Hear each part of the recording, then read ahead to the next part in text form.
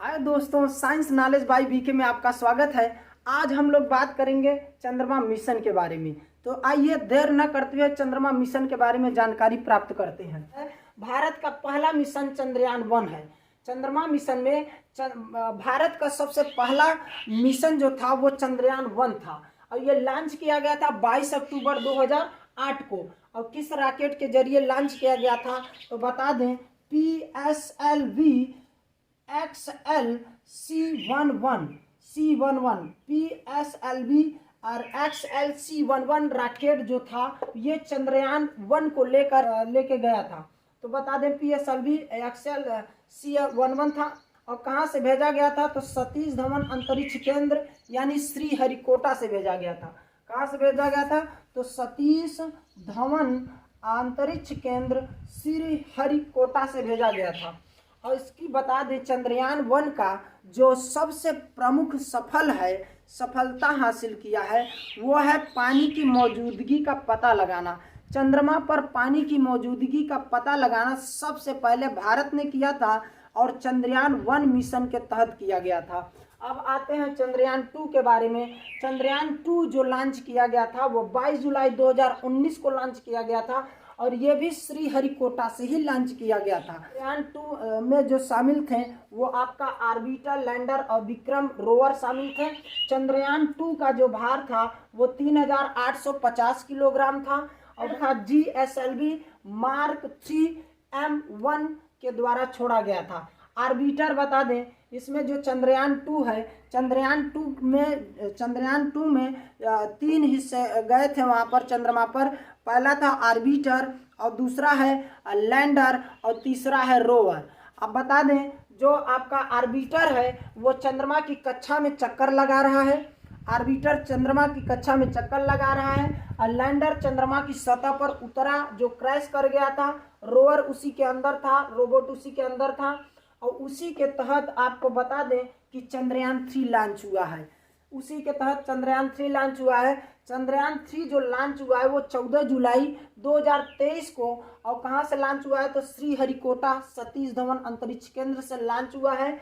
और इसका जो चंद्रयान-3 का भार है वो पेलोड का भार है 3900 kg का। 3900 kg का पेलोड का भार है। चंद्रयान-3 किस रॉकेट के जरिए छोड़ा जा रहा है तो LVM-3M4 के जरिए छोड़ा जा रहा है। और आपको बता दें इसका मुख्य उद्देश्य यह है कि चंद्रमा की सतह पर सुरक्षित लैंडिंग कराना और रोवर चंद्रमा पर जानकारी को इकट्ठा करेगा और वैज्ञानिक के प्रयोगों का संचालन करेगा। यह हमारा चंद्रयान-3 का मुख्य उद्देश्य है। अब आते हैं चंद्रयान-3 के बारे में। ये आप देख रहे हैं पेलोड फायरिंग सहित कुल 4 हिस्से हैं चंद्रयान-3 के। पेलोड फायरिंग सहित कुल 4 हिस्से हैं और जो कि हमने पहला हिस्सा देख रहे हैं ऊपर वाला सबसे, वो पहला हिस्सा अगर माने तो वो मॉड्यूल्स है। मॉड्यूल्स में 3 हिस्से हैं।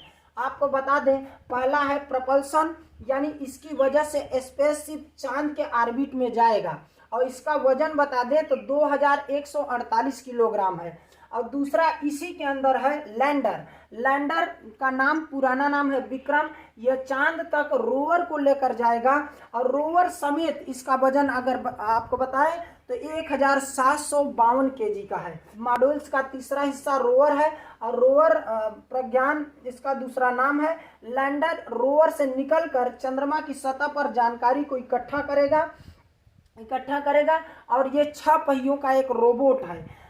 पेलोड फायरिंग सहित रॉकेट के हिस्सों के बारे में अगर हम बताएं तो पूरा पेलोड फायरिंग सहित कुल 4 हिस्से हैं। पेलोड फायरिंग सहित कुल 4 हिस्से हैं। जो सबसे पहला हिस्सा है ये अगल बगल देख रहे हैं, इस बीच वाला भाग को रॉकेट बोलते हैं और इसके अगल बगल भाग जो लगे हैं वो 2 बूस्टर हैं। बूस्टर का काम क्या है तो बूस्टर का काम है इस रॉकेट को धरती के ऊपर ले जाना। अब बता दें ये कैसे लेके जाएगा तो ये जो बूस्टर है ये जो बूस्टर का नाम वैज्ञानिकों ने रखा है वो S-200 बूस्टर है और इसमें 205 टन ठोस रॉकेट ईंधन भरा हुआ है। इसमें 205 टन ठोस रॉकेट ईंधन भरा हुआ है और इसी में इग्निशन की प्रक्रिया होती है। इग्निशन का मतलब होता है चिंगारी इसी में लगाया जाता है और इसी में चिंगारी लगते ही ये पूरे रॉकेट को धरती के ऊपर लेकर चल जाएगा। और एक चीज़ और बता दें कि जैसे हम लोग दीपावली के दिन बम पटाखा उड़ाका बुलाते हैं तो उसमें चिंगारी लगता है, तो उस पर हम लोग कोई कंट्रोल नहीं कर सकते।